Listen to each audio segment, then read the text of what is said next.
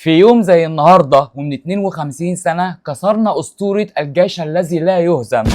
تابع معايا عشان تعرف أصل وفصل الحكاية. إليكم أيها المواطنون البيان رقم 7 الذي صدر عن القيادة العامة للقوات المسلحة بتاريخ 6 من أكتوبر سنة 1973. في يوم 6 أكتوبر سنة 1973 الشمس لسه طالعة على جبهة القتال، والجنود المصريين واقفين على الضفة الغربية للقنال، كل واحد فيهم شايل على كتفه حلم وطن كامل. الكل ساكت ومستني الإشارة، وفي اللحظة اللي التاريخ كله وقف عندها بدأ لحظة العبور.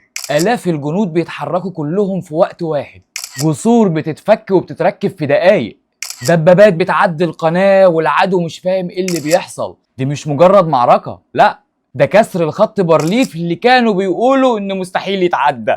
اكتوبر ما كانش عبور للمية، ده كان عبور للخوف، عبور لفكرة ان المستحيل يفضل مستحيل.